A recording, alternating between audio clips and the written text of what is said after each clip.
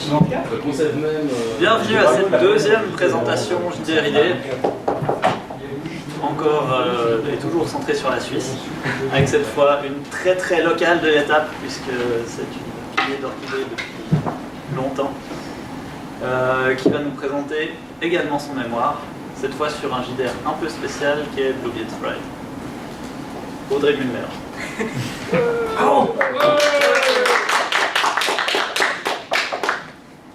Du coup, je vais commencer en disant que j'étais vraiment super honorée d'être là, parce que quand on a commencé JDR-ID, c'était pour se faire plaisir et inviter les gens à venir nous raconter des trucs cool sur le jeu de rôle.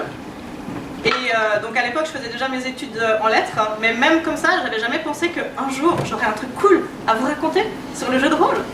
Mais me voilà. Pour venir vous parler de ce mémoire que j'ai présenté à Noël. Il est fini, il est terminé. Et donc c'était un mémoire que j'ai rédigé en anglais qui devrait être disponible quand il aura été révisé, corrigé, que les transitions auront été un petit peu améliorées et qu'il sera plus lisible. Et du coup, je me suis dit que j'allais vous faire profiter de mon expérience. Quelle est la formule magique pour faire entrer le jeu de rôle à l'université? Parce qu'il faut penser qu'il y a un moment où j'ai dû me dire, alors, je vais aller voir un prof qui saura peut-être pas ce que c'est le jeu de rôle, et je vais lui dire, bonjour madame, parce que j'avais prévu de faire avec une dame, très bien. En ce moment, le jeu de rôle est absolument incroyablement important. Il y a des publications qui se font en anglais sur le sujet, il y a des publications qui se font en français sur le sujet, il y a des conférences à Paris 13, vous voulez pas prendre du retard sur les Français? Et ça tombe bien parce qu'il y a un jeu de rôle qui est sorti qui parle justement de votre sujet. Vous êtes une spécialiste de contes de fées et de Perrault et du XVIIe siècle et du féminisme. Et ça tombe bien, je veux parler de Perrault, du XVIIe siècle, du féminisme et de jeu de rôle.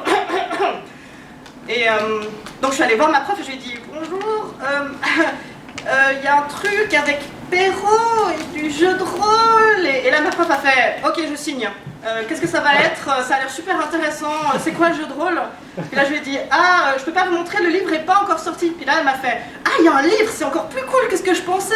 Et là je lui ai dit oui, en fait le jeu de rôle, le principe c'est que le livre c'est le jeu. Et donc je vais vraiment pouvoir vous faire un truc en lettres. Et du coup elle était vraiment ravie, et moi aussi.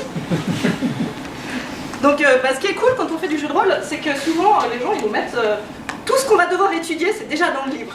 On tourne à la page où ils ont pris leur inspiration, et là on va pouvoir se rendre compte qu'il va falloir qu'on lise 2 nouvelles de Alice Bayat, plein de versions de La Barbe Bleue, un livre de Valérie Paradis qui explique comment les frères Grimm ont trouvé leur compte, et là il y a un moment où on fait ok, je suis pas sûre que ça va le faire. Donc on recentre un petit peu et puis on se pose 2 questions. Donc Blue Beat Pride, c'est un jeu de rôle basé sur des versions réécrites par des femmes de La Barbe Bleue. Donc est-ce que Blue Beat Pride c'est vraiment un jeu de rôle du coup? Est-ce que le fait que ça se base sur un matériel qu'on n'a pas vraiment l'habitude de voir, ça change quelque chose au niveau de la partie jeu de rôle de cet objet? Et puis, est-ce que le fait que ce soit un jeu de rôle, ça change quelque chose au niveau des textes littéraires sur lesquels il se base, bêtement? Et du coup, là, c'est le moment où on fait un petit retour sur les bases du jeu de rôle. Donc, je me suis basée sur un livre qui est vraiment génial, que je vous recommande, qui s'appelle Playing at the World, The History of Simulating Wars, People and Fantastic Adventures from Chess to Role-Playing Games, qui est un livre excellent. Le gars a fait un travail d'historien génial. Il est retourné dans tous les magazines de l'époque où tous les échanges de fanzines de « Bonjour, je m'appelle Intel et votre système de wargame pourrait être amélioré si on faisait le truc. Bonjour, je m'appelle Gary Gygax et j'ai une idée géniale. » Et il a tout regardé vraiment où est-ce que ça commence. Et il s'est posé une grande question en fait qui est à partir de quand est-ce qu'on joue un rôle? Et il s'est rendu compte que assez tôt on joue un rôle, parce que déjà rien que dans les petits magazines, je cherche un groupe pour jouer, souvent les gens ils prenaient un rôle, et souvent ce rôle c'était bonjour, je suis le seigneur du mal, et je vais détruire votre population, sauf si vous venez me battre à ce wargame que seuls vous et moi savons jouer. Mais il s'est rendu compte qu'autour d'une table, on a commencé à jouer un rôle avec donc, le wargame et ce gars, dont vous avez probablement entendu parler parce qu'il est co-auteur de Donjons et Dragons. Mais en fait, il a fait un autre truc vachement plus cool avant Donjons et Dragons. Avant Donjons et Dragons, il s'est dit, tiens, on va se faire une monstrueuse campagne de diplomatie. Tous les joueurs seront des chefs de guerre de leur pays respectifs. Et puis, on va gérer notre politique, et quand on devra gérer un combat, on le fera en sortant nos plateaux de wargame et en s'envoyant beaucoup de lettres, parce que du coup, on ne sera pas tous ensemble. Et donc, il a commencé cette campagne géante sur plein de mois, où les gens communiquaient, où ça prenait 3 plombes pour régler les trucs, et où jouer un tour de jeu, ça pouvait prendre un mois. Et donc à partir de là, on introduit le côté que vous jouez un personnage, vous n'êtes plus juste une personne qui n'a rien à voir avec le jeu, vous devenez vraiment le chef de l'armée. Alors il y a encore beaucoup de chemin à faire entre ce truc-là et puis les premiers jeux de rôle, mais on arrive gentiment. Faut qu'on introduise un autre truc. C'était un truc obscur, même pour l'époque. Il y a des gens qui prenaient des soldats en plomb, et puis des règles qui dataient des fois de genre le gars qui avait écrit l'île au trésor, et de ses potes, et ils jouaient à des jeux avec. Et ils se racontaient des histoires de combat et ils calculaient des déplacements de troupes. Et un jour, il y a un de ces gars-là, qui s'appelle David Wesley, qui a fait un truc incroyable. Il s'est dit, tiens, je vais reprendre un vieux système de figurines, et puis qui était même lui-même basé sur un truc utilisé par les Prussiens pour apprendre à faire la guerre. Et puis, je vais donner des rôles secrets à mes différents joueurs. Ils auront tous un objectif secret. Et puis, pendant la partie, il y a un moment où tout d'un coup, il voit 2 joueurs qui faisaient rien, qui étaient sur le côté, qui reviennent vers lui, puis qui font on s'est provoqué au duel, on règle ça comment maintenant en fait? Et à ce moment-là du jeu, le gars il regarde ses règles, il n'y a rien. Par contre, il y a une petite phrase dans un coin qui dit soyez un peu ouvert d'esprit, laissez les gens inventer des trucs. Et du coup il se dit bon ma partie elle a foiré, on va régler ça comme ça. Ce qu'ils ne se rendent pas compte à l'époque, c'est que le Bronstein, le truc qu'ils considèrent comme étant foiré, en fait, les joueurs, ils adorent ça. En fait, ça intègre un système ouvert qui permet aux joueurs de proposer un peu n'importe quoi, même si ce n'était pas prévu par les règles, et d'être accepté. Et du coup, vous vous souvenez de Dave Arneson avant? Eh ben, lui, il reprend ça parce que notre ami David, il part à l'armée, et puis il y a les joueurs qui continuent d'en demander. Et on a besoin d'un maître de jeu pour faire du Bronstein. C'est trop cool. Du coup, Dave Arneson, il se retrouve à faire du Bronstein. Et puis, il lance un truc où tout d'un coup, il se dit, bon alors, on va jouer dans un endroit, ça va s'appeler Blackmoor. Il va y avoir un château avec des armées autour. Et en dessous du château, eh ben, il va y avoir des souterrains. Et on pourra aller explorer les souterrains quand on ne sera pas en train de sauver le royaume. Et en fait, les joueurs, ils ont commencé à sortir du papier pour dessiner les souterrains parce qu'ils n'arrivaient pas à les représenter sur leur table de figurines. Et ils ont commencé à jouer que ça. Et puis à un moment où il y a Dave qui fait mais vous êtes au courant que là ça fait 3 mois que vous êtes dans les souterrains en train d'avancer votre partie de je sais pas ce que c'est, et que en théorie du coup votre château il a été assiégé, il est fini, c'est mort. Votre partie de figurine là elle est perdue. Et puis les joueurs on s'en fout. C'est là que entre notre ami Gary Gygax. Donc Gary Gygax, il a fait un truc déjà cool avant, c'est qu'il a fait un jeu qui s'appelle Chainmail pour la figurine. Et dans ce jeu qui s'appelle Chainmail, à la fin, il a forcé son éditeur à mettre un petit chapitre où on peut jouer avec des créatures fantastiques tirées d'un univers qui commence à prendre de l'ampleur à ce moment-là, c'est Tolkien. Lui, c'était son grand truc. Mais pourquoi personne ne veut faire de la figurine avec des dragons? Donc, il place son truc à la fin de Chainmail. Dave Arneson l'utilise pour faire son Blackmoor. Et puis, instantanément, là, les gars, ils se disent, on tient un truc. Et c'est comme ça qu'est né le jeu de rôle. Donc de tout ce que je viens de vous dire, il faut retenir 3 éléments. Le jeu de rôle en fait se différencie des autres jeux parce que on y joue un rôle. C'est pas le cas dans Monopoly. Dans Monopoly, vous êtes pas forcément, vous êtes la petite voiture ou bien vous êtes le trèfle. En théorie, oui, vous menez un empire d'hôtels, mais en pratique, vous n'êtes rien dans le jeu. On a un système de jeu qui est dit ouvert. Donc le système part du principe qu'il ne couvre pas tout ce que vous pouvez faire dans le jeu. Et puis, ça, il le tire de la littérature dont il s'est inspiré, donc de Tolkien, de Conan le Barbare, de ce genre de choses. Vous êtes des héros. Vous allez sortir, vivre de grandes aventures, vous aurez un impact sur le monde, vous allez régler des problèmes, vous allez imposer une vision de l'univers à ce que vous êtes en train de faire. Donc si on revient il faut qu'on garde ces 3 trucs en tête pour notre question initiale. Est-ce que Bluebeard Bright c'est du jeu de rôle? Donc jeu de rôle, à partir de maintenant, c'est ces 3 définitions. Puis là, c'est la parenthèse. Du coup, je faisais un truc sur des femmes qui avaient écrit du jeu de rôle. Et c'est assez rare pour que je me sois demandé à un moment, mais est-ce que beaucoup de femmes écrivent du jeu de rôle? Est-ce que j'ai raté tous les trucs écrits par des femmes? Est-ce que quelqu'un d'autre en parle quelque part? Et en fait, oui, il y a des gens qui en parlent. Donc le gars de tout à l'heure, Peterson, il en parle. Il a un petit article sur est-ce qu'il y avait des femmes qui faisaient des wargames? La réponse c'est oui. Elles étaient bien cachées. Souvent, c'était les compagnes, les copines, elles n'étaient pas abonnées au magazine parce que souvent c'était soit la famille qui était abonnée, donc c'était monsieur qui était abonné, soit c'était leur mari ou leur copain. Mais on a des anecdotes d'avoir retrouvé des bonnes femmes à genoux par terre avec les figurines en train de dire à leur mari non mais si tu fais ça, là vas-y déplace-les de ce côté-là. Donc les femmes faisaient du jeu avant qu'il y ait du jeu de rôle. Et puis dans le monde du jeu de rôle, il y en a eu assez tôt, parce que la compagnie qui faisait Donjons et Dragons, on a emmené à bord. C'est juste qu'on retrouve leur nom nulle part, parce que souvent elles ne faisaient pas le jeu de rôle lui-même, elles faisaient tous les trucs qui étaient autour. Elles faisaient de l'édition, elles faisaient de l'illustration, elles géraient toute la partie avec les imprimeurs, des trucs comme ça. Mais comme tous les gens qui ont bossé probablement dans une structure de jeu de rôle peuvent vous le dire, même si votre titre c'est éditeur-chef, vous finissez forcément par faire un petit peu de tout. Donc il y a un deuxième type qui s'est intéressé justement à l'impact des femmes dans le monde du jeu de rôle, et c'est Shannon Appelklein, qui a écrit un supplément qui est disponible sur rpg.net, sur internet.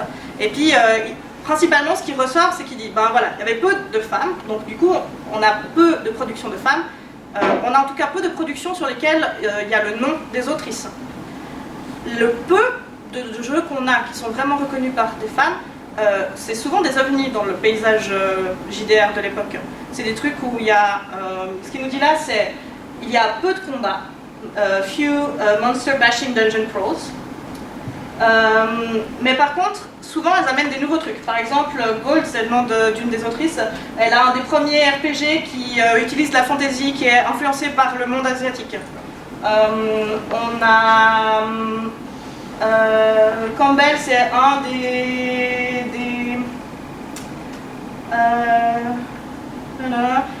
des premiers trucs de science fantasy.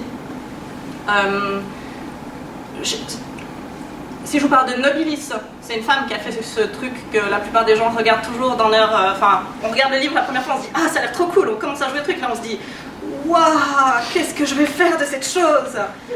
Si on pense à Psyrun, qui est aussi un truc qui utilise un système complètement étrange et novateur, qui est fait par Megan Baker, la femme de Vincent Baker. Et là, je viens de faire un truc horrible, je viens de vous dire qui était cette personne par rapport à qui elle avait été. Et je m'en excuse. Donc, souvenez-vous de ça, dans le paysage du jeu de rôle, souvent, quand les femmes font des trucs, c'est des trucs louches, c'est des trucs bizarres, c'est des trucs qui correspondent pas. Donc, on avait nos deux questions, on va passer à la deuxième. Est-ce que la Barbe Bleue est une réécriture féminine? Il faudrait qu'on sache, ok, on a le jeu de rôle, qu'est-ce qu'une réécriture féminine? Et pour ça, on va devoir faire un passage par les salons littéraires du XVIIe siècle à Paris. Parce que je vous avais dit que Bluebeard's Bride est inspiré du conte de la Barbe Bleue, et donc il va falloir qu'on parle un petit peu de Perrault à un moment. Donc, ce qui se passe avec Perrault, c'est que il se pointe à la cour un jour, et puis il va voir Mademoiselle, la nièce de Louis XIV, et puis il lui dit voilà, un livre qui a été fait par mon fils, qui allait écouter des histoires, et puis qui les a écrits dans ce livre, ça me fait plaisir, on vous l'offre. Merci beaucoup, bonne journée, au revoir. Donc c'est un livre qui contient des histoires comme La Belle au bois dormant, comme Le Petit Chaperon rouge, qui sont aujourd'hui des histoires qu'on considère comme étant pour enfants. Mais en fait, si on va voir la source de base, si on va voir vraiment les textes écrits par Perrault, c'est du langage beaucoup trop compliqué pour des enfants. Jamais ça n'a été prévu pour des enfants. Si vous regardez le petit chaperon rouge, ça commence, il y a une petite image, il y a une vignette pour chaque conte. La vignette du petit chaperon rouge, c'est une jeune femme, pas du tout une enfant, dans son lit, en train de recevoir. Un truc qui se faisait à l'époque pour recevoir, si vous pouviez rester au lit et puis recevoir des mots. Mais il y a quand même une petite connotation. Si on vous dit mangé par le loup, puis que vous voyez l'image à côté du conte, vous vous dites il se passe un truc là, on m'a menti, c'est pas un truc pour me raconter qu'il faut pas que j'aille me balader dans les bois la nuit. En fait, à cause de la censure, pour dire ce qu'on avait à dire à l'époque, il fallait trouver toutes sortes de façons détournées de le faire. Donc par exemple, La Fontaine publie ses fables avec des animaux, puis en fait c'est un gros commentaire de la cour de Louis XIV. Bah, les contes de Perrault, c'est un gros commentaire de la cour de Louis XIV, et c'est plus que ça. Parce qu'en fait, à cette époque-là, c'est le début, on commence à se poser la question de l'éducation des enfants. Qu'est-ce qu'on va apprendre à nos enfants? Qu'est-ce qu'on devrait faire pour que que ça devienne des gens bien? Et puis surtout, on se pose ce genre de questions à la cour. Qu'est-ce qu'on va faire pour que le futur, le petit-fils du roi, il devienne un bon souverain? Qu'est-ce qu'on enseigne à ces gens-là? Et puis, en parallèle, on se pose la question, est-ce qu'on devrait éduquer les filles? Parce qu'il y a une époque où c'était une vraie question. Est-ce qu'on devrait donner une éducation aux femmes? Qu'est-ce qu'elles en feraient? Voyons. Et beaucoup de choses en fait. Parce qu'il ne faut pas croire, même à l'époque, les femmes étaient très éduquées. Donc je vous recommande beaucoup la lecture. Si vous devez en choisir un absolument, choisissez plutôt Twice Upon a Time, qui explique vraiment qu'il y a un truc qu'on ne sait plus aujourd'hui. Ce qu'on ne sait plus, c'est que Charles Perrault, en fait, c'était un mec au milieu d'une trentaine de femmes qui ont toutes écrit des contes, qui étaient toutes publiées, qui étaient toutes reconnues par leur entourage, et qu'on ne lit absolument plus. Et très rapidement après Perrault, il y a des critiques qui disent « Ah, Perrault, ce style incroyable, il a réussi à faire des histoires courtes, il imite le ton de pauvres paysannes qui racontent des histoires, rien à voir avec tous ces trucs vraiment compliqués qu'écrivent les autres femmes à cette époque, avec un langage chargé, et puis des contes dans des histoires, dans... Non, perdez pas votre temps, ça sert à rien, concentrez-vous sur Perrault. » Et donc en fait, ce qu'il faut savoir de cette période-là, c'est que, oui, les femmes, elles n'allaient pas écrire la même chose que Perrault, parce que Perrault, lui, c'est un mec, donc s'il vous dit « je suis un auteur, voilà mon œuvre », et qu'il écrit un truc qui imite des paysannes, on va lui dire « oh, quel style magnifique, bravo, le ton, c'est beau ». Si les femmes font la même chose, on va leur dire « ah ah, ouais, vous savez pas écrire ». Donc, il y a une différence qui se crée entre ce que produisent les femmes à cette époque, qui sont des histoires complexes, qui sont des histoires avec un langage qui est fait pour être agréable mais hautement littéraire. Et il y a toute une culture de l'écriture de la femme à cette période-là. Les salons, en fait, c'est principalement des femmes qui invitent d'autres gens pour discuter de littérature, de politique, et qui reprennent cette question, est-ce qu'on devrait éduquer les autres femmes? Et vous pensez bien que leur réponse à elle, c'est oui, on devrait.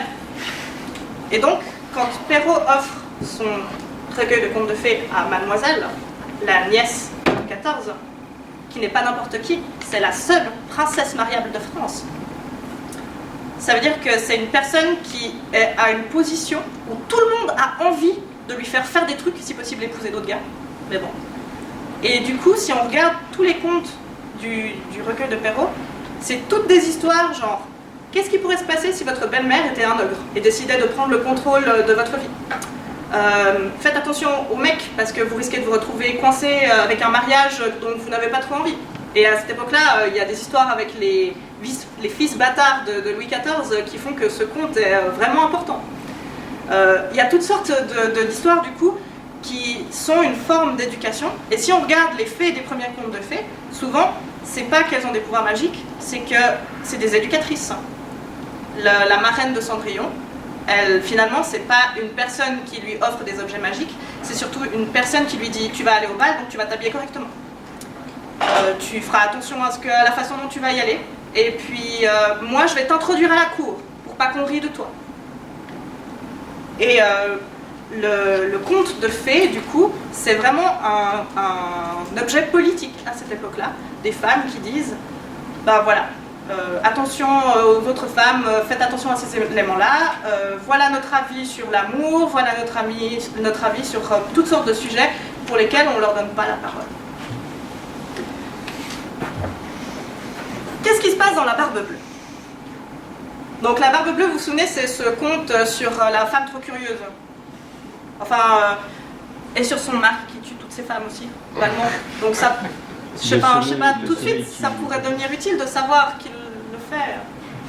Si vous voulez pas finir en cadavre dans la petite pièce, c'est peut-être bon de savoir qu'il y a une petite pièce et qu'elle ne contient pas des portraits.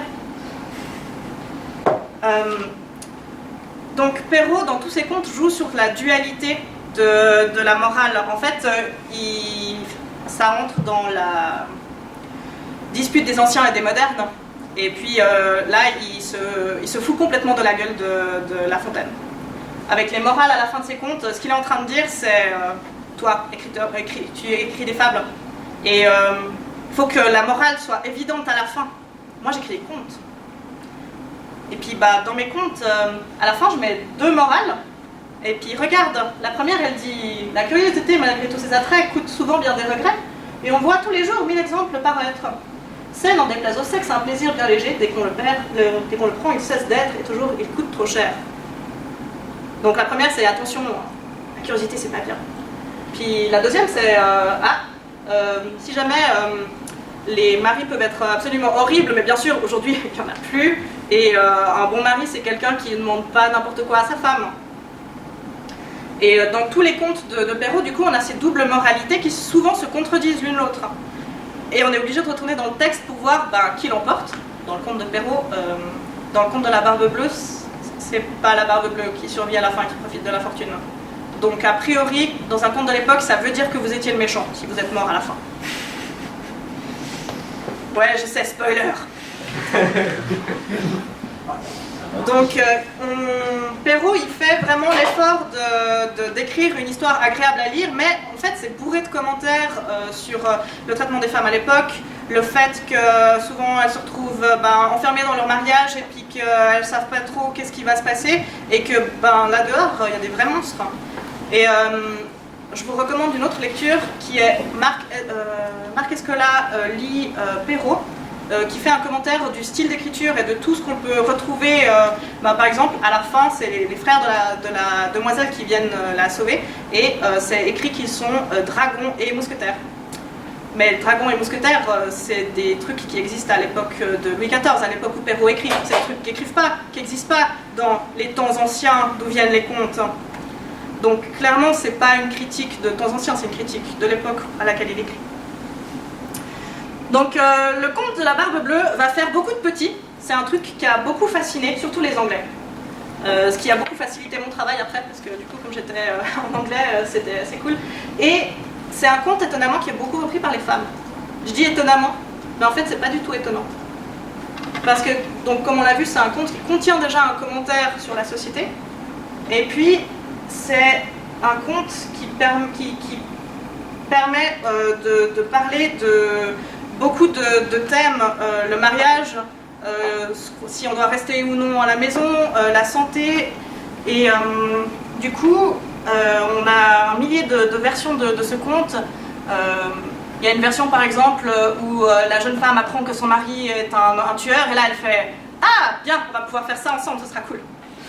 Il y a une version du conte, la version qui est dans celui-là, merci Greg, où la femme ne va pas regarder ce qu'il y a dans la salle, parce que on lui a dit non, donc elle se dit que son mari a droit à un jardin secret, et donc de rage qu'elle ne soit pas tombée dans son piège, son mari la tue.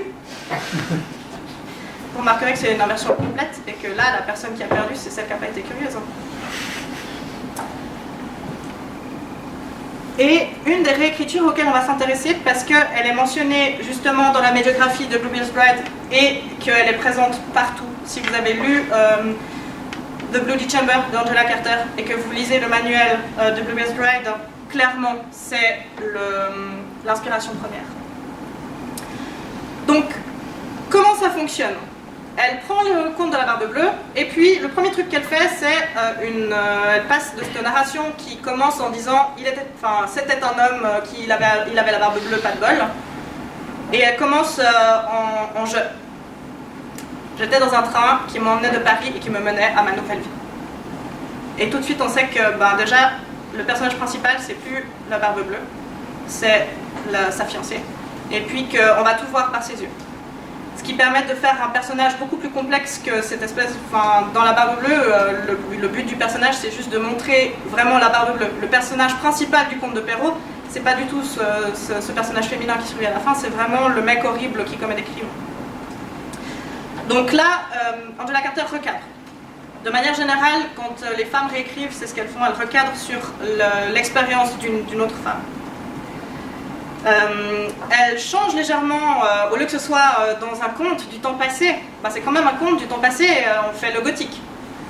C'est juste que c'est un petit peu plus anglais, et puis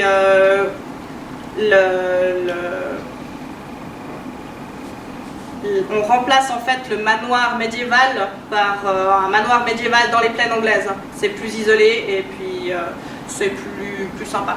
Mais surtout, c'est le gothique, c'est un mouvement qui est déjà écrit par des femmes à la base et qui s'intéresse beaucoup au ressenti des personnages. Donc ça va nous permettre de faire une horreur d'ambiance plutôt que l'horreur de... Si vous voulez, la Barbe Bleue, ce serait un slasher, et puis la version de Angela Carter, ce serait une maison hantée, un film d'ambiance. Mais il y a beaucoup des éléments qu'elle reprend qui sont déjà présents dans le matériel de base. C'est un peu comme si Perrault il avait fait une liste de trucs cool qu'il ne pouvait pas développer, parce que c'est pas forcément des sujets dont on parlait à l'époque, parce qu'il n'a pas forcément le moyen, parce que aussi c'est un des premiers à parler de ce genre de choses, donc il faut commencer quelque part. Et puis du coup, Angela Carter, elle reprend toute cette liste, et puis elle étend tout. D'ailleurs, son conte est beaucoup plus long que celui de Perrault. Et puis, un des derniers trucs qu'elle a introduit dedans, c'est qu'elle parle de sexualité de la femme. À l'époque où The Bloody Chamber sort, elle est accusée de pornographie, tout le monde hurle que c'est pas une vraie féministe, parce que comment elle peut traiter ses personnages comme ça, comment elle veut qu'on prenne les femmes au sérieux si elle parle de ce genre de sujet. Je vous ai mis une petite suite logique. Donc, Angela Carter, elle utilise le gothique. Le gothique, ça va donner plus tard le style qu'on appelle maintenant l'horreur.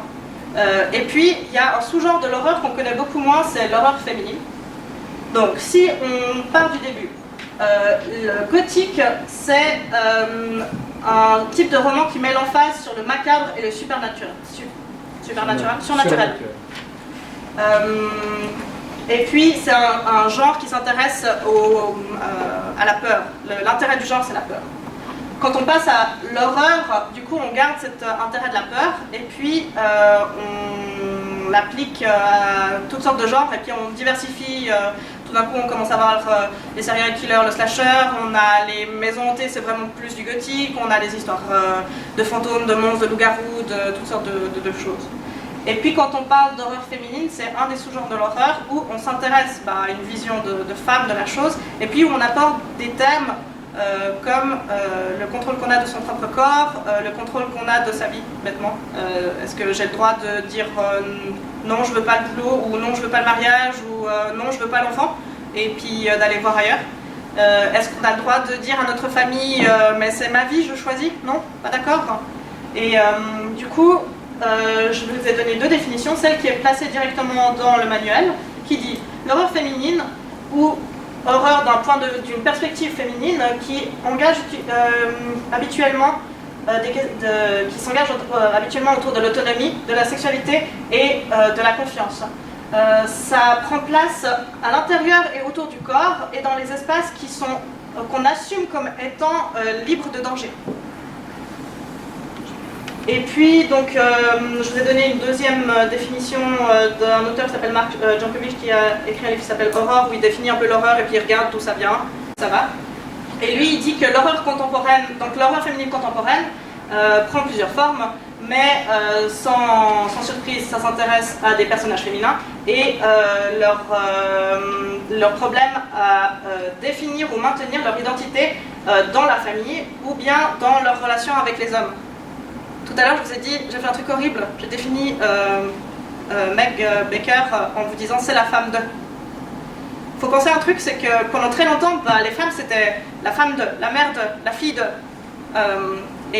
Du coup, c'est peut-être plus comme ça aujourd'hui, là où vous vivez, c'est cool. Mais il y a plein d'endroits où ça l'est encore. Et puis c'est surtout, ça revient de façon insidieuse. On a des centaines d'années, des millénaires qui nous ont formés à penser comme ça. C'est très difficile de lâcher ça d'un coup. Et même avec la meilleure volonté du monde, ça revient à des moments ou à des endroits où on ne s'y attend pas du tout. D'où mon exemple de tout à l'heure, qui était pas voulu pour la présentation, mais qui fonctionne bien. Donc, avec la création de la famille bourgeoise, les femmes écrivaines ont présenté la famille comme un espace de confinement, ça se dit en français? Oui.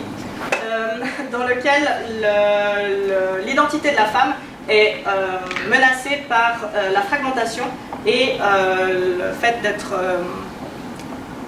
engloutie.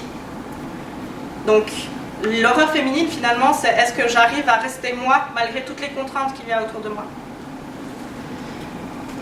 Et puis, souvent, il y a un gros... Bravo. Souvent, il y a une grosse question de agency. J'ai pas trouvé le terme correspondant. Agentivité. Agentivité, merci, en français. Donc, l'agentivité ou agency, d'après le Oxford English Dictionary, c'est l'habilité ou la capacité d'agir ou d'appliquer du pouvoir, enfin d'avoir un impact sur quelque chose. En littérature, ça pose trois questions principales qui sont qu'est-ce qu'une action par rapport à qu'est-ce qui arrive au personnage. Donc, quelle est la différence entre un personnage qui fait et un personnage qui subit quelque chose.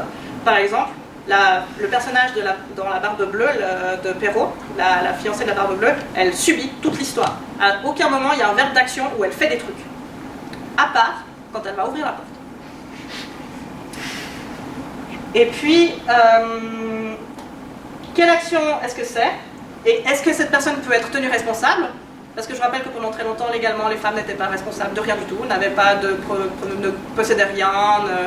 Et donc, faut quand même se poser la question, ok, est-ce qu'elle a ouvert la porte? Est-ce qu'elle l'a fait de son propre chef? Est-ce que quelqu'un l'a obligée? Et puis la dernière question, c'est est-ce que c'est important et est-ce que moralement c'est bon ou mauvais? Parce que pendant très longtemps, les personnages qui faisaient des trucs, les personnages féminins qui faisaient des trucs, c'était les sorcières, les méchantes belles-mères et toutes ces figures féminines horribles qui faisaient des trucs pour elles-mêmes. D'ailleurs, il y a un livre très bien qui s'appelle The Man, Woman in the Attic, je vous redirai ça tout à l'heure, qui examine toute la littérature du 19e siècle et qui se rend compte qu'il n'existe que deux types de personnages féminins. La gentille fille au service des hommes et la méchante femme qui suit son intérêt. Donc, le deuxième truc, je vous le dis en deux mots, en littérature, on a beaucoup de moyens de faire passer qu'un personnage est responsable ou non de ses actions, que c'est lui qui choisit ou non d'agir, bêtement avec les verbes d'action. Si je dis que le mariage se conclut et la jeune fille fut mariée, il n'y a pas d'action là, elle subit, on l'a mariée. Si je vous dis la jeune fille se réjouit de son mariage, demande son fiancé en mariage et organise la cérémonie, c'est pas tout à fait la même chose. Donc, pour la réécriture féminine, ce qu'il faut se souvenir, c'est qu'on utilise un point de vue féminin, que les personnages ont un vrai impact sur l'histoire. Pas forcément toujours en bien. Si on reprend The Bloody Chamber, la jeune fille, elle décide de marier la figure qui représente la Barbe Bleue. Elle le fait pour ses propres raisons, mais ça fait rien, elle se retrouve quand même dans la panade à un moment. Et puis, souvent, il y a un commentaire sur les problèmes que rencontrent les femmes, et puis sur la société qui fait que les comportements peuvent devenir problématiques. Donc, la Barbe Bleue se base sur une tradition littéraire de... enfin, Bluebeard's Bride se base sur une tradition littéraire de la Barbe Bleue et sur les réécritures féminines. Et puis se base sur le système de Apocalypse World de Vincent Baker, qui, sur la 2e édition, a nommé sa femme comme co-autrice. Donc, Meg Baker. Il va falloir qu'on se pose une question, du coup, qui va être, c'est quoi propulsé par l'Apocalypse? Propulsé par l'Apocalypse, ça veut dire que vous reprenez votre jeu de rôle Donjons et Dragons, stat plus move, stat plus compétence, merci. Je lance mes dés, j'essaie de faire en dessus, l'appel de Cthulhu, j'essaie de faire en dessous, les 5 anneaux, je lance tant de dés, j'en garde tant, j'essaie de faire en dessus, enfin... Il y a une variation infinie dans le jeu de rôle de stat plus compétence, je lance des dés, je regarde par rapport à un seuil de réussite. Dans le propulsé par l'Apocalypse, on a un petit peu ça aussi. On a des stats, vous lancez 2 dés, vous rajoutez votre stat, et puis à partir de là, ça devient plus rigolo. Il y a du texte à lire. Suivant le résultat que vous avez fait, au lieu que ce soit le maître de jeu qui sache qu'au-dessus vous avez réussi, au-dessous vous avez échoué, c'est marqué de temps à temps, c'est vous qui gardez le contrôle, vous allez choisir des options dans la liste ci-dessous. Vous avez réussi à crocheter la serrure, mais vous avez peut-être, choisissez, perdu vos crochets de serrurier, coincez la serrure, fait du bruit et ameutez les gardes. Plus vous réussissez, moins vous avez de conséquences négatives, et à 7 et en dessous, vous perdez le contrôle de la narration. À 6 et en dessous, vous perdez le contrôle de la narration, et puis le maître de jeu choisit ce qui se passe. Et le maître de jeu a un certain nombre, a une liste en fait de trucs qui correspondent en général à des clichés du genre dans lequel on est en train de jouer, et puis il vous dit ce qui se passe. Donc par exemple, un des trucs qu'il pourrait avoir, c'est on joue de l'horreur, ok, vous séparez les personnages. Donc le maître de jeu, il a sa liste et puis il va te dire ah bah oui là c'est le bon moment, tu viens d'échouer, alors je vous sépare, toi tu tombes dans une trappe et puis tu te retrouves en bas, et puis Shaggy et Scooby, vous vous retrouvez éjectés à l'extérieur de la maison. Et puis il y a une co-création de l'univers par les joueurs et le maître de jeu. Les joueurs sont encouragés à avoir un impact sur la création, à dire oui attends, tu viens de nous dire qu'on allait dans tel village, ça tombe bien, je connais quelqu'un à la taverne. Donc notre jeu dans ses thèmes, il reprend pas l'apocalypse, il reprend cette histoire d'une jeune fille qui se retrouve mariée à un homme qu'elle ne connaît pas bien pour des raisons principalement financières ayant trait à sa famille, donc elle n'a pas trop le choix. Elle se retrouve enfermée dans une maison,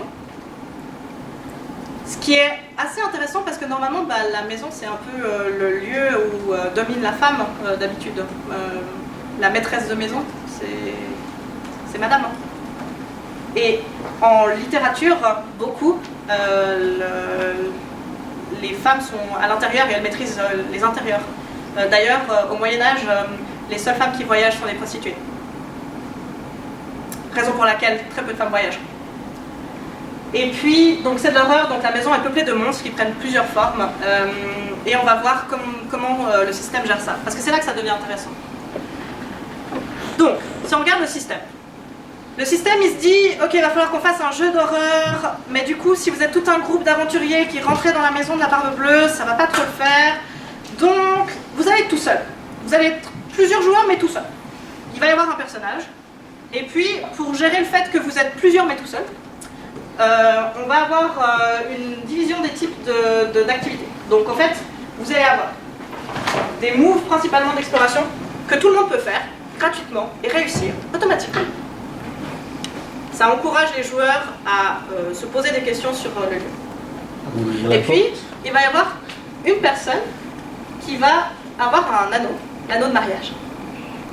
Et cette personne mariée, à Barbe Bleue, en fait, va être la personne qui va vraiment diriger le corps et avoir un droit de veto sur les autres. Et du coup, il y a toute une série de moves pour lesquels on lance des dés qui sont associés à ce personnage-là. Et l'anneau va passer, en fait, qui a l'anneau, c'est aussi réglé par ces moves-là. Et puis on va tour à tour contrôler le corps de la fiancée, parce que n'importe qui peut faire n'importe quoi, c'est juste que la personne qui a l'anneau a un espèce de droit de veto et plus d'action. Et puis, le dernier truc que vous avez à disposition, c'est que vous allez explorer la maison et ça va déclencher une fin. Mais d'abord, on va parler du système. Parce que le système de la barbe bleue, qu'on retrouve comme n'importe quel propulsé par l'Apocalypse sur les feuilles de personnages et sur la feuille de système, c'est en fait un foisonnement de références à des personnages de contes. La chrétienté, on a la Vierge Marie, on a les mères de tous les contes où elles sont mortes, où c'est la vilaine belle-mère, on a les sorcières, en fait on a 5 personnages, et puis on a donc Animus, c'est une référence à toute la psychanalyse qui apparaît à peu près au début du XXe siècle. On a la sorcière qui est une référence à toutes les sorcières des contes de fées et à toutes les idées reçues qu'on a sur les sorcières. On a la mère qui est une référence à la Vierge Marie et à toutes les images de mère des contes de fées. On a la Vierge qui est une référence à toutes les pains bêches ever de toutes les histoires où vous avez un personnage féminin bon. Et votre dernier personnage, c'est un personnage qui est normalement dans les contes associé à la sorcière, mais qui ici est la femme fatale, qui a été séparée de son rôle de sorcière et qui devient la séductrice. Et si vous avez fait des études littéraires et que vous regardez ces trucs, c'est fou, là on fait « Ah oui, tel truc, tel machin, ah oui, ça c'est tel type d'histoire ». Et ça permet de donner assez vite l'ambiance. Dans un propulsé par l'Apocalypse, vous lancez, je vous avais dit, 2d6, et puis en général vous avez votre stat, et puis elle peut aller en général de -2 à +2, ou même des fois vous pouvez lancer un 3e dé, où il y a plusieurs variations sur le principe. Dans la Bluebeard's Bride, vous pouvez aller de -1 à +1, vous êtes faible, vous avez à peu près un move qui vous permet d'avoir un vrai impact sur un danger potentiel. C'est celui qui s'appelle se dégueulasser avec... Enfin, pas se dégueulasser, c'est pas un bon mot, mais se souiller avec la violence. C'est celui dont le titre vous fait « Oui, tu pourrais le faire, mais est-ce que tu as vraiment envie? Est-ce que vraiment tu en as besoin ?»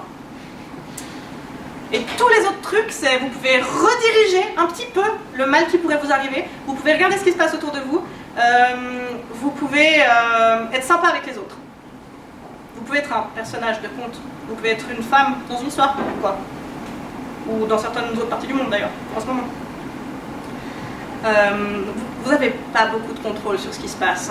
Et si en plus vous avez lu le manuel, un des excellents exemples du manuel, c'est... oui, normalement, les moves, c'est tous les trucs qui vous permettent de savoir si par exemple vous pouvez pousser une armoire lourde. Mais pourquoi est-ce que vous voudriez faire ça? Vous n'êtes qu'une faible femme. Donc le système est fait pour qu'on soit seul, qu'on n'ait pas beaucoup de contrôle sur ce qui se passe, et que quand on meurt, on rejoint le camp des adversaires, on devient un monstre. On commence à embêter nos compagnons joueurs, on devient l'adversité. C'est cool. Contrairement à tous les autres propulsés par l'Apocalypse, en fait, qui sont souvent pas très dirigistes, même si de plus en plus on voit des jeux à phases. Genre vous avez une phase où vous allez faire des combats et après vous aurez une phase où vous raconterez des trucs. Dans Bluebeard's Bride, vous avez qu'une phase où vous allez raconter des trucs, mais vous allez les faire dans un ordre très précis et vous allez explorer à chaque fois une pièce, et puis à la fin, suivant les choix que vous aurez fait, vous allez choisir une fin parmi 6 fins. Avec toutes les variations, ça fait 6 fins. Et vous n'allez pas choisir si vous sortez de la maison et que vous devenez riche en décidant de ne pas marier la barbe bleue après tout et puis d'aller vous lancer dans une carrière de tueur de dragons. Non, là ça va être, vous allez explorer une pièce, peut-être encore une pièce, et après vous serez peut-être mort, ou traumatisé, ou la risée du village, ou vous aurez rejoint le camp de toutes les horreurs qui vous ont traumatisé depuis le début de la partie. Et en plus, joie, bonheur, et toutes les pièces vous en veulent. Donc le maître de jeu, il a une série de ce qu'ils appellent room threats. En fait, c'est des moves de MJ qu'il peut lancer dans les pièces, et c'est toutes les façons de faire chier à une femme. En fait, on parlait d'horreur féminine. Le jeu s'assure que vous allez vraiment faire de l'horreur féminine, en vous donnant juste tous les trucs que vous pouvez faire dans un truc d'horreur féminine. La liste est là, voilà. Toutes les façons dont vous pouvez essayer de contrôler une femme, et toutes les façons qui sont ici sont plus ou moins des trucs qui existent dans la réalité vraie de quand on n'avait pas de droit et que c'était terrible, ou alors dans certains pays où on n'a toujours pas de droit et où c'est terrible. Là, c'est le moment où je regarde la salle et puis je me dis, tiens, je suis une minorité.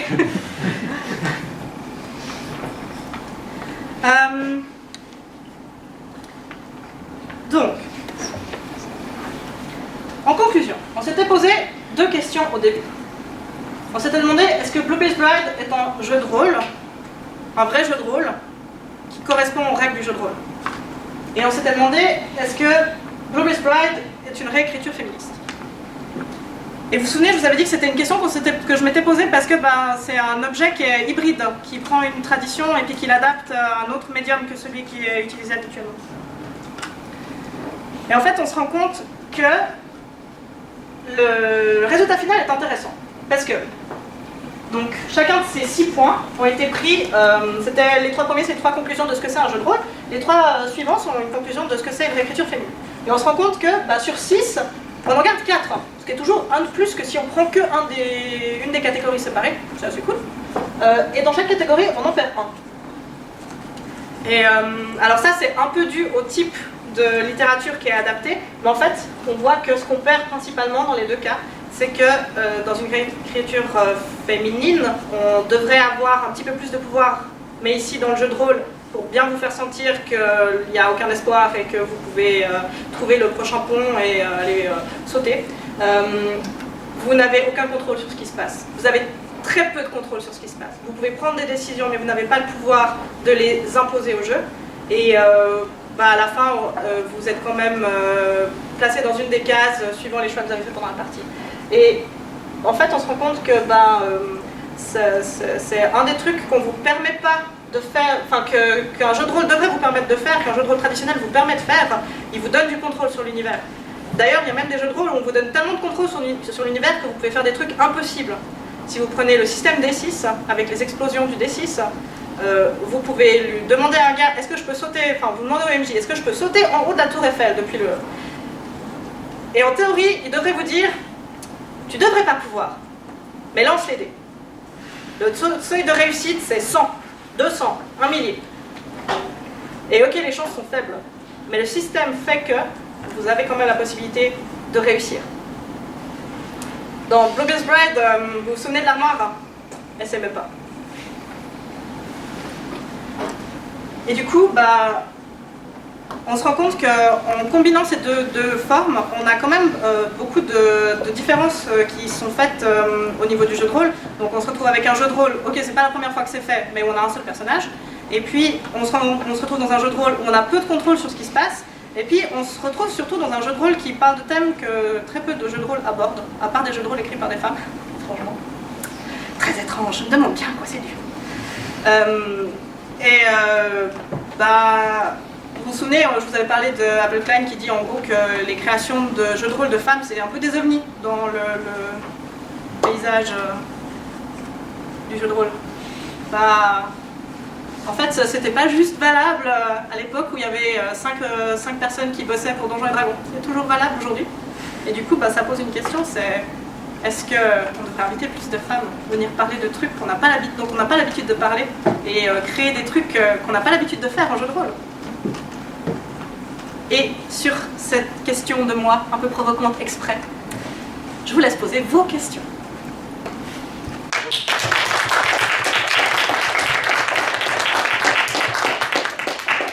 Ça dure combien à peu près une partie? 4 heures à peu près. C'est parfait pour faire une campagne. Oui, Ouais. Environ 4 heures. C'est modulable, 2 heures, 3 heures. J'ai réussi à faire... En fait, tu peux faire moins... Non, donc, la fin se déclenche quand les joueurs, ils ont choisi... ils ont visité un certain nombre de pièces, mais qu'ils ont choisi 3 fois que malgré ce qu'ils ont découvert dans les pièces, soit ils pensent que la Barbe Bleue, leur mari, est quelqu'un de bien et que clairement la personne, enfin la chose, le truc qu'ils ont vu dans la pièce, c'était un mensonge ou c'était une fausse représentation de la réalité ou c'était un truc qui n'avait rien à voir avec lui, soit ils ont décidé que c'était clairement un indice qu'il fallait qu'ils se dépêchent de partir et qu'ils avaient marié un tueur. Donc quand les joueurs ont pris 3 fois la même décision, ça déclenche une des fins qui dépend justement des décisions qui ont été prises. Mais du coup tu peux moduler en disant que tu as besoin de choisir que 2 fois ou en prévenant les joueurs qu'on n'a pas de temps et puis qu'il faudra qu'ils fassent 3 fois le même choix. Ou, ça pourrait d'ailleurs faire un truc intéressant puisque tu n'as déjà pas trop de contrôle sur le jeu. Donc oui, ça pourrait être modulable, mais pour vraiment que ce soit intéressant, que tu aies le temps de faire les persos et puis de jouer le truc, 4 heures c'est pas mal.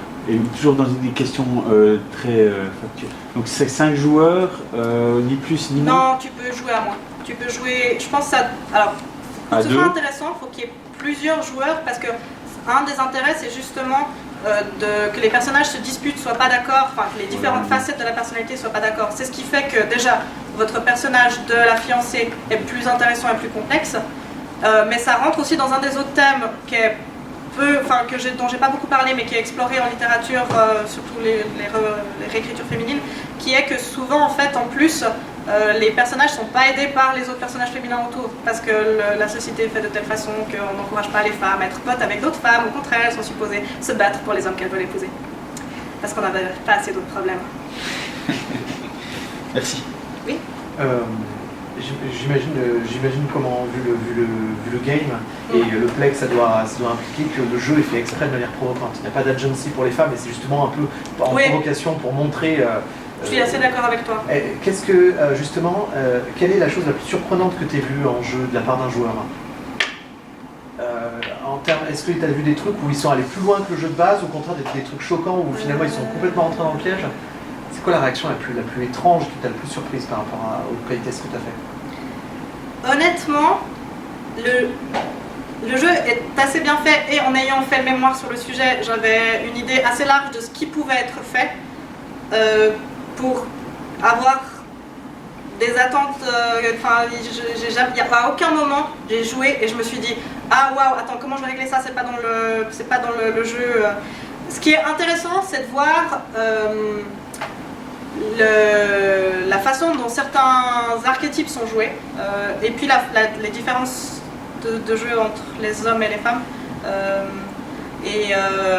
c'est rigolo le truc, si je devais dire un truc maintenant, c'est rigolo de voir que les mecs sont un peu plus prêts à jouer les archétypes et que les filles sont un peu plus quand même, c'est un des rares jeux où les filles sont plus sur la défensive et puis essayent plus de non, je veux pas, il se passe un truc louche, je sais qu'il se passe un truc louche. Mais j'ai pas fait assez de parties non plus pour pouvoir faire une généralité là-dessus. Les autrices ont dit que elles, ce qui les avait surprises, c'est qu'il y a beaucoup d'hommes qui leur ont dit mais ton truc c'est pas un vrai jeu, je suis forcée de perdre, et que les autres femmes autour de la table elles étaient là, oui, c'est comme ça que ça fonctionne. Il y a plein de jeux comme mais justement, donc, vu que cette mécanique a l'air de fonctionner et de donner cette expérience, admettons qu'un groupe de mecs cette fabuleuse audience majoritairement, on va dire fait de l'exploration, de l'éducation ou s'ouvre un petit peu l'esprit, un groupe de femmes qui vit ça au quotidien, parce que dans la liste que tu as montré, il y a clairement du aujourd'hui. Est-ce que c'est libérateur? Est-ce que c'est la même chose que dans la vraie vie, donc ça n'a aucun intérêt? Est-ce que c'est un moyen d'en parler? Enfin, quel est l'intérêt pour une femme qui vit déjà ça au quotidien de revivre ça dans un jeu de manière aussi frontale? Alors, là j'ai un petit problème, c'est que moi je fais pas partie des personnes qui ont vraiment eu un gros problème dans le monde du jeu il y a des fois, ça m'arrive des fois dans ma vie de tous les jours de me dire ah oui, là il y a un petit truc, c'était un peu bizarre, il me semble que si j'avais été un mec j'aurais peut-être pas été traité comme ça, mais ça m'arrive assez peu souvent. Donc les trucs vraiment traumatiques du jeu, je sais pas quel impact ça peut avoir sur une personne qui l'a vécu. De manière générale, ce qui est intéressant, c'est que tu racontes forcément une histoire différente de ta vie parce que tu choisis le setting, tu choisis l'époque, tu choisis... Il y a quand même, si tu joues à l'époque, par exemple, de la Barbe Bleue, c'est pas les mêmes contraintes tout à fait que si tu vis maintenant. Donc là, il y a quand même une différence. Il y a le plaisir d'inventer une histoire où au contraire justement tu vas vraiment mettre ton personnage dans une panade monstre et tu essayes de voir ok, si je tente tel truc, qu'est-ce que ça te donne en jeu, dans un endroit safe, hein, dans un endroit où ça risque pas de m'arriver. Quand tu le fais vraiment bien, il y a le petit plaisir quand tu ressors de purée, c'était horrible ce bout-là, j'en aurais pleuré. Mais tu as quand même la petite satisfaction quelque part de, comme c'est pas ta vraie vie et que c'est toi qui l'as créé, tu contrôlais ce qui se passait. Parce que le contrôle que te donne le jeu sur la narration, c'est pas le même contrôle que toi joueur sur la narration. Parce que comme tu as signé pour la partie, tu as plus l'impression de contrôler ce qui se passe. Oui. Moi j'ai l'autre question, c'est à ton avis, même si je pense avoir des éléments de réponse grâce à un autre jeu qui s'appelle Lady, je sais pas si tu le connais. Je connais, ce que je reproche à Lady, c'est que le système ne force pas assez les intentions des créateurs, mais Lady c'est assez cool. Et du coup ma question c'est à ton avis, pourquoi il y a des mecs qui veulent y jouer ou qui ne veulent pas aussi? Je pense qu'il peut y avoir des deux. Bon, c'est un jeu d'horreur. Les jeux d'horreur c'est cool. C'est un jeu de rôle. Les jeux de rôle, c'est cool. C'est un jeu différent. Les jeux différents, c'est assez cool. Il y a des mecs que le thème intéresse. Ok, tu m'as vendu le truc comme étant une expérience de femme dans un monde où je peux pas gagner. Ok, vas-y, envoie, c'est quoi, qu'est-ce qui se passe, comment ça fonctionne. Je pense qu'il y a des mecs, ils voient jeu d'horreur féminine, puis ils se disent oh mon dieu, les féminazis sont de retour. Non, ça peut pas être bien. Après, il y a peut-être des gens qui se disent moi l'horreur, j'aime pas trop ça à la base, donc désolé. C'est quand mon chat il passe le soir dans le couloir, je sursaute, ça me fait pas. Non, j'ai pas envie. Il y a. Ce que je trouve, un autre truc qui est intéressant dans ce jeu, c'est que tu joues forcément un personnage féminin, ça arrive rarement quand même. Donc je pense qu'il pourrait y avoir des joueurs qui disent ah mais je me reconnais pas dans ce jeu, je vois pas pourquoi je le jouerais. C'est un bon indice que vous devriez jouer si c'est le genre de truc. Mais ouais. Je pense qu'il y a beaucoup de choses que tu retrouves dans ce type de jeu. C'est pas... Enfin... Oui, c'est un jeu d'horreur féminine. Mais c'est un jeu d'horreur, c'est un jeu de rôle d'horreur. Et c'est toutes des catégories assez larges pour qu'on puisse trouver plein de trucs qui peuvent être cool. Et puis, un des trucs que tu as dit avant, c'est il y a d'autres jeux qui font ça. Oui, en fait, ce que j'aime bien dans ce jeu, c'est que on a déjà vu des jeux avec un seul personnage. Il y a Everybody is John. On a déjà vu des jeux où tu peux pas gagner, on a déjà vu des... ce que je trouve intéressant là-dedans, c'est en fait la réunion de tous ces trucs. C'est un peu Gary Gygax avec le jeu de rôle, quoi. Lui, c'est pas lui qui a fait le premier Bernstein, c'est pas lui qui a fait la première partie de... Mais c'est le gars qui a dit, ah oui, il y a des gens qui font ce truc cool là, des gens qui font ce truc cool là, et des gens qui font ce truc cool là. Et si on met tous ces trucs cool ensemble, est-ce que ça ne donnerait pas un truc vraiment excellent? Oui. Je provoque un peu. Avec un tel game, est-ce qu'il y a moyen ou possibilité ou risque d'avoir finalement un play super sexiste avec une bande de joueurs et joueuses qui sont là, je joue la greluche Alors, je pense pas, parce que il faudrait qu'il n'y ait pas de conséquences pour que ça fonctionne. Mais là, c'est ton personnage, hein, et il y a des conséquences. Et je pense que même si tu le joues en mode très très second degré, il y a quand même un moment où tu te dis ah oui attends, pour que je réussisse à faire mon truc, il faudrait que je réussisse à faire ah non je pourrais pas. Il faut que je réussisse ah non je pourrais pas. Et puis c'est ce qui est cool avec ce propulsé par l'apocalypse, enfin avec le propulsé par l'apocalypse en général, celui-là en particulier, c'est que tu peux pas vraiment dévier de l'idée première du jeu. Après c'est possible, si tu es le genre de personne ou chez qui tous les trucs, tous les commentaires passent en dessus de la tête, qui comprend pas le second degré, qui comprend pas l'ironie, tu pourrais peut-être y arriver, mais il faudrait vraiment travailler à être un idiot pour y arriver. Oui. Tu l'as super bien vendu, est-ce qu'il y a une partie ce soir? Alors, il n'y a pas de partie ce soir. Il y a une édition en français? Il n'y a pas d'édition en français. Ouais, en fait, comme je suis orga, il faut que je dorme ce soir et demain je fais mon traditionnel On Mighty Fuse. Mais si vous voulez faire des parties, si vous voulez écouter une partie, il y a une très bonne partie qui est par une des créatrices sur YouTube. Si vous cherchez Bluebeard's Bride sur YouTube, vous allez tomber dessus. C'est 5 personnes sur une ligne, il y a un mec, 4 filles. C'est le genre de table qui fait plaisir à voir. Et puis ils font une excellente partie, vraiment très très bonne. Et puis il y a une très bonne partie de one shot qui est cette fois-ci un MP3, enfin Un podcast. un podcast. Merci. Tu Oui, peux envoyer ton mémoire au. je vais le réviser et puis après je le ferai. Parce que quitte à dire des bêtises sur leur jeu et puis à leur faire voir, j'aimerais bien qu'il n'y ait pas trop de fautes d'orthographe. Ah ouais, je pense que c'est intéressant parce que en tant que francophone, tu as une approche apéro qui est différente des Américains, je suppose. Oui. Voilà. Donc je pense que ta perspective en tant que rôliste francophone peut aussi leur amener un. Peut-être. En tout cas, c'est au programme quand j'aurai révisé le mémoire. Oui.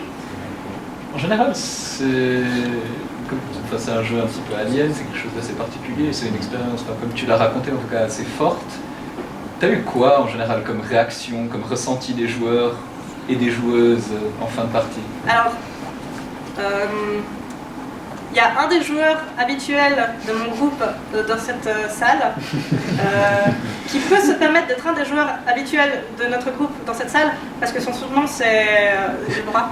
Oui, vas-y. Parce que ce sera sur YouTube. Je là, sais, c'est pas grave, j'assume. Parce que son surnom c'est Princesse. Il fait partie de la minorité hommes hétéros blancs de mon groupe de jeux de rôle, principalement composé de femmes, de non hétéros, et on a même des personnes qui ne sont pas blanches. Donc, quand je leur ai dit que le jeu existait, ils ont fait « Ah ouais, cool !» Et puis quand je leur ai proposé une partie, ils ont fait « Ok, super !» Et puis à la fin de la partie, enfin avant la partie, on était tous un peu d'accord, puis à la fin de la partie, on était tous un peu d'accord. J'ai pas encore essayé de faire jouer de groupe de mecs réac qui trouvent que Donjons et Dragons est le seul vrai jeu, et que ce truc-là, c'est un... C'est quoi le jeu? Des jeux de rôle qui ne sont pas des jeux de rôle Dégénéré. Pardon? Dégénéré, non? Story game. Story game. Story game, c'est l'étiquette qu'on donne aux jeux de rôle quand on n'aimerait pas que ce soit du jeu de rôle. Voilà. Et je crois qu'on est arrivé à la fin de cette conférence. Merci de t'auto-modérer. Mais je t'en prie, ça me fait plaisir. Appréciable.